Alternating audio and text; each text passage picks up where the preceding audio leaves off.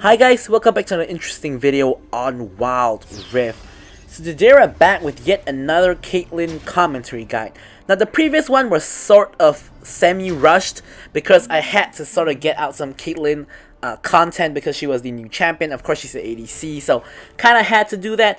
Now I didn't play the worst in that Caitlyn video, and this Caitlyn video I'll still not be playing the best because I'm still not like completely mastered the champion. I wouldn't really even say I've mastered like champions like Kai'Sa, Ezreal, or Xayah, champions I play a lot.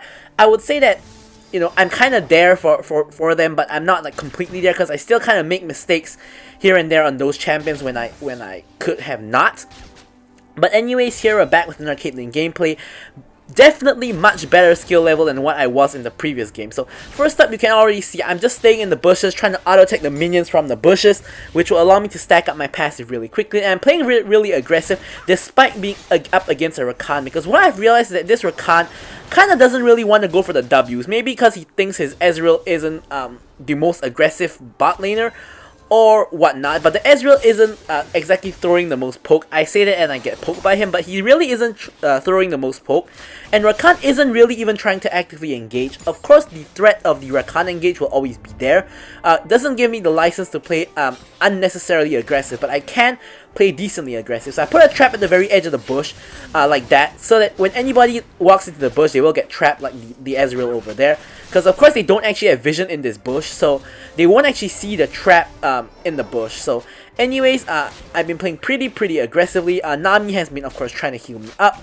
But overall, in terms of health, in terms of both teams, we are leading slightly. Of course, I am almost at half health, but so is the Ezreal.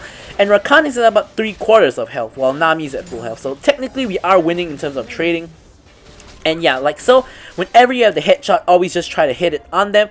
And whenever you have the Q, the Piltover Peacemaker, just try to throw it at them as well. Of course, ideally hit both of them with the Q, because the Q is pretty wide. So yeah, so here I'm just of course going to pick up as much CS as I can. And I'm going to just try to hit into the bushes if possible, just to try to stack up my passive. But of course we can't be like doing that permanently, because sometimes you just simply cannot reach the minions. Anyways, I have my headshots. I'm posturing aggressively, but I don't actually manage to get my headshot off onto anybody except the minion. So there, I put a ward in the bush so I can get a couple auto attacks on Ezreal. Got 2 auto attacks off on Ezreal there, and boom, a headshot onto the Ezreal. I get knocked out by the Rakan finally, I guess you could say. So here, just auto attacking Piltover Peacemaker and trap as well in the bush.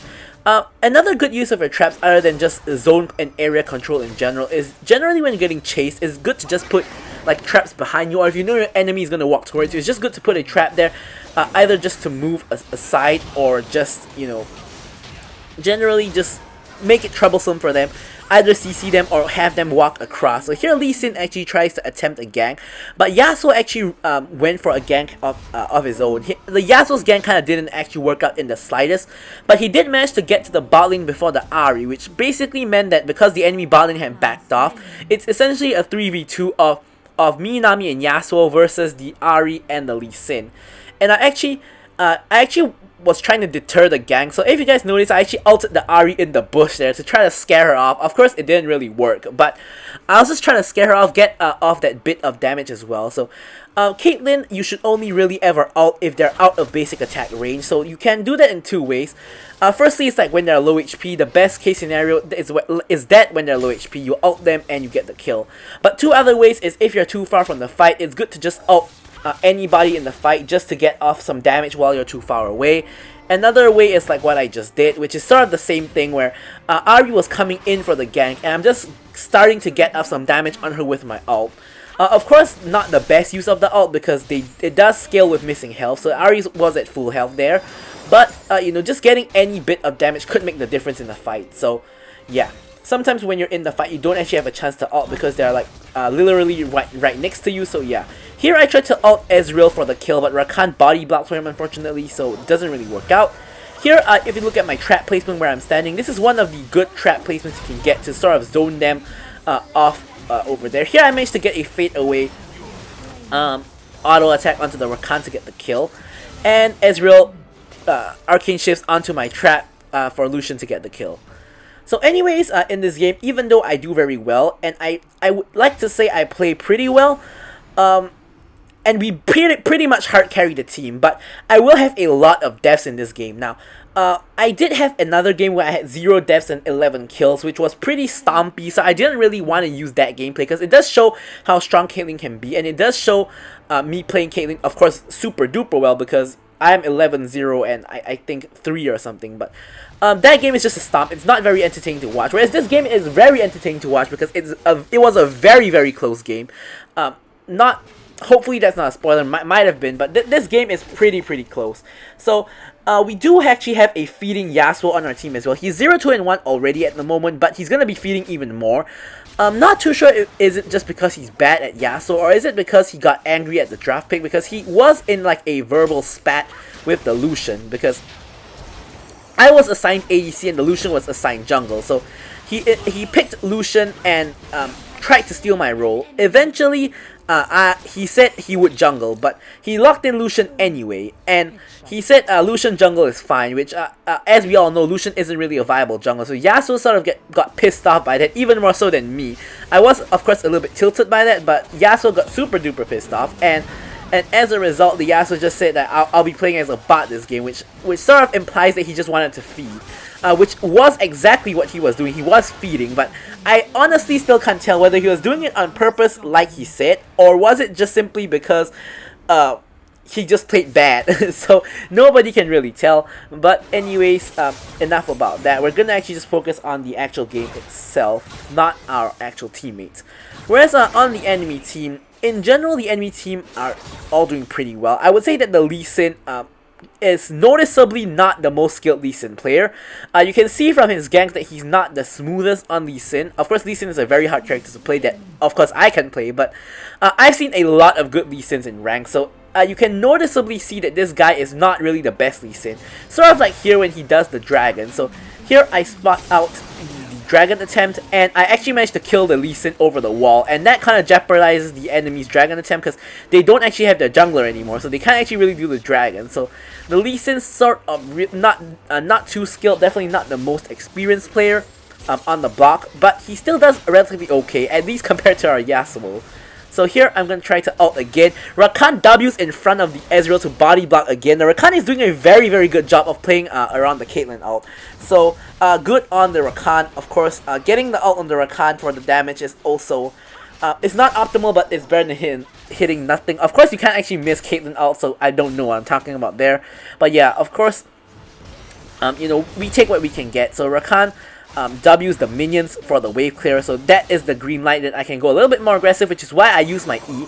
Generally in this match, I'm saving my 90 caliber net, just waiting for the Rakan engage so I can sort of get out of the Rakan engage.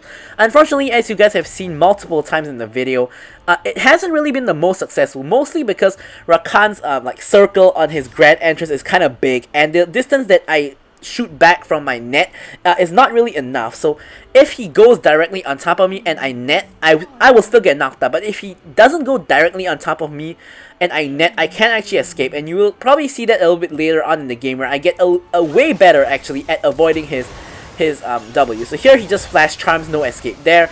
I don't actually walk into his W, thankfully, so that is good.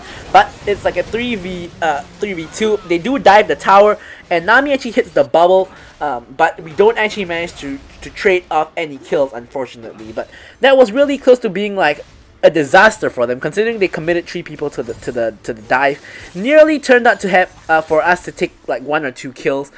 If I just survived like a second longer, we probably get 1 if not 2 kills. So that's a little bit unfortunate. Here is our Lucian jungle just farming around the jungle. Yeah, don't play Lucian jungle because Lucian jungle is not good in the slightest. However, our Lucian jungle, I guess, is doing fine. He does have a kill and an assist. He's 1-2-1. Not doing well, but not the worst considering it's Lucian jungle. So, here just heading back to the lane. Of course, we're just going to clear the lane. Nothing too special about that. We net away to dodge Ezreal's arcane shot. Mystic shot.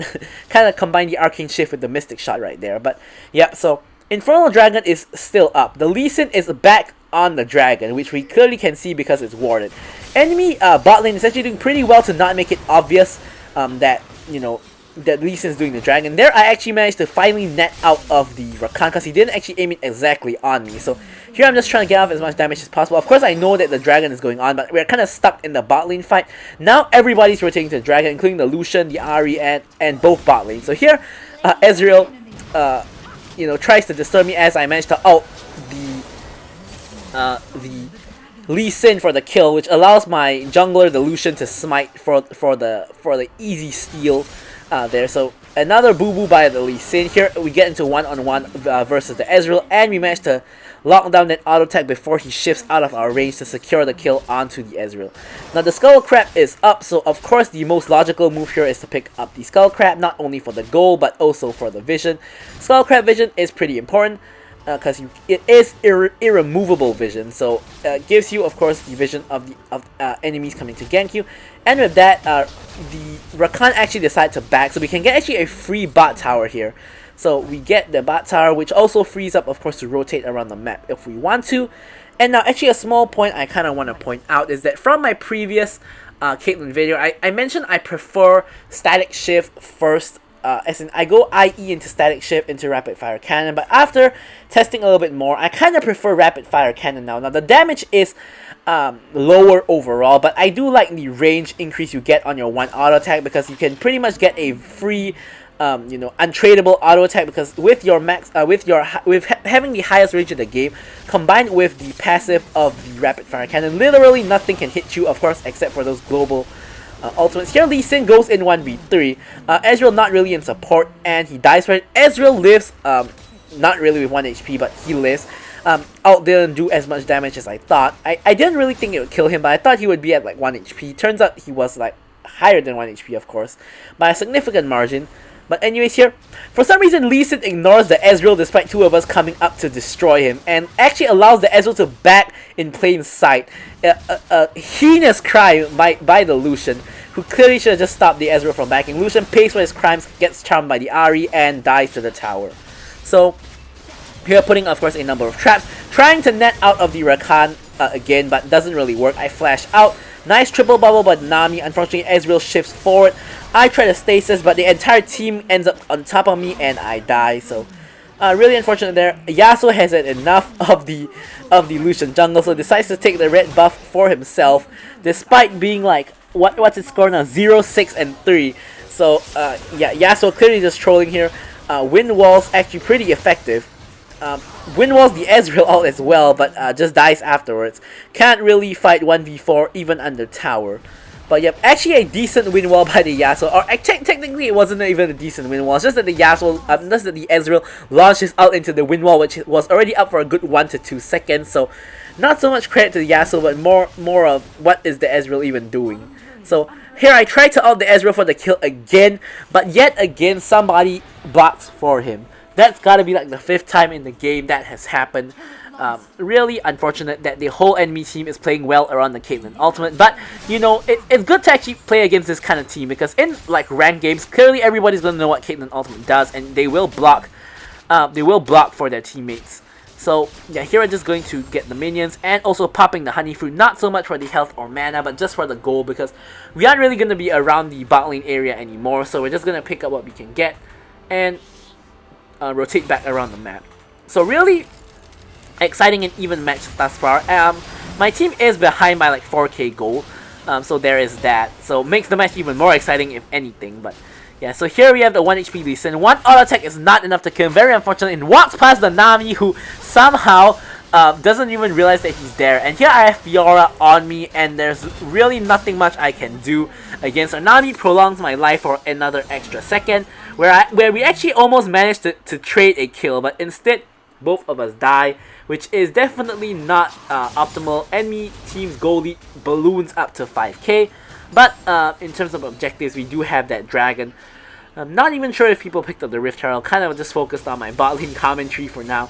Here Lucian tries to go in on the Fiora, whiffs his ult completely, but still kills the Fiora anyway, just because we know Fiora already used her grand challenge on me, so clearly she didn't have that. So she just gets killed by the Lucian. So here yeah, here we have just people clearing minions in the mid lane. Probably the mountain dragon is up. Lee Sin is on the wrong side of the map. So here we have a fight in the mid lane. Yasuo dies. And if you guys notice, the Ahri's 12, 0, and 5. She's hard carrying the team. Here I ult to try to kill the Ahri, but of course, as usual, somebody... I'm not sure if somebody blocks her or she actually lives on 1 HP, but whatever it is, my ults just haven't really been, you know, killing people today. I don't even think a single person has actually died to my ult in this entire game. So here we get into a 1-on-1 on Ezreal. We finally managed to net out of the Rakan again, and I'm gonna have to flash out. Here I put traps in my wake. Fiora steps into one of those traps. There we go. That is why it's good. It's a good thing to just randomly lay out traps as you're running, because they either will get trapped or they have to minimally walk around the trap, which allows you to escape a little bit easier. So here we pick up our static shift, which is another significant power spike for us because we have our 3 crit item combo. So that is pretty good. We're just gonna clear out the bot lane here. Enemy team just pick up the mountain dragon, though thankfully that's the least important dragon in the game. Yeah, so I also have my dragon debate video, so if you guys want to check it out, I will actually link it up in the cards above. But here we get into a fight, and we're just trying to position at the back of our team, just trying to, of course, stay out of range of our enemies and just attack whoever we can. Ahri hits a nice charm onto the Nami, no follow-up though. Ezreal dies, which is of course very significant. Ahri just dashes away and protobelts away with her ultimate. And as usual, we want to target the Ahri. Of course, she has a huge shutdown. And I managed to ult and kill the Rakan. Finally, an ult that actually managed to kill. So Ahri kind of did the right thing there. She didn't actually block for the Rakan because she did have a chance of dying to that ult. Although I don't think she would.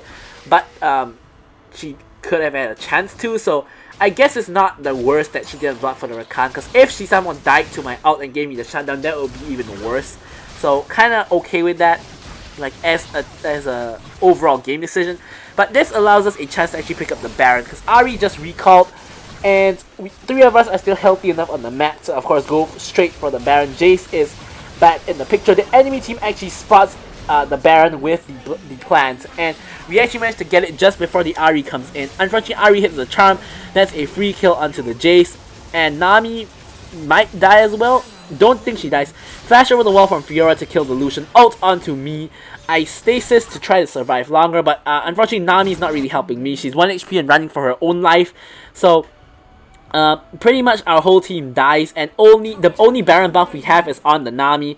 Yasuo, of course, was dead when we actually got the Baron. So or rather, maybe he wasn't dead, but whatever the case is, he just died now. So basically the story is the same. Only Nami has the Baron buff, so kind of maybe not the right call there to rush the Baron. I mean, if we rushed the Baron and got out, it would have been great. It would have been ideal, but instead the Ahri and Fiora managed to you know, reach there in time to actually foil our plans of getting away with the Baron. So only 1 Baron buff left, and the entirety of our team dies. So overall, not worth in the slightest. Enemy goalie is now at 6k, so we are, you know, we're getting more and more behind, which is of course not good at all. They're trying to actually take our inhibitor, mid inhibitor tower, but with the Baron minions, relatively easy to defend against that.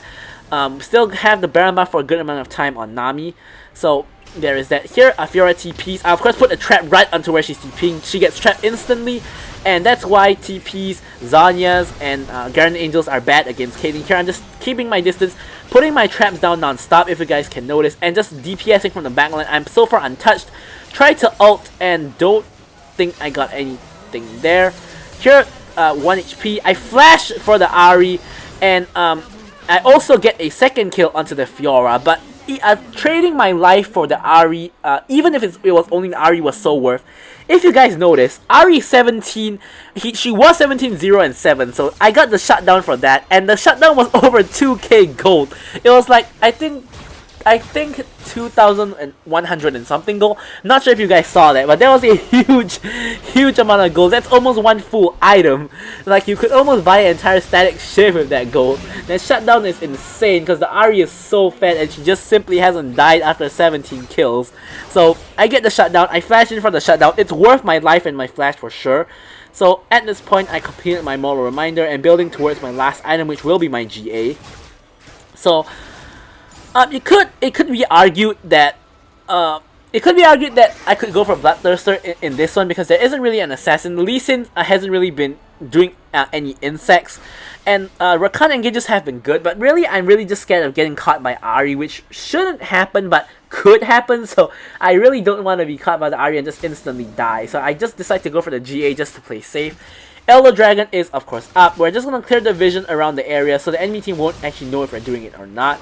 We're just going to start it up, and I'm just going to be putting traps all around the entrance. So Fiora steps into the trap, she gets hit shot. Replace the trap at the same area. Of course, the enemy team trying to come in from the other side. Fiora getting trapped again, just getting destroyed by me. In the meantime, we managed to burst down the Elder Dragon, and we actually managed to secure the Elder Dragon. Also get a kill there, but unfortunately we find ourselves in the same situation as the Baron. We pick up the objective, but everybody dies.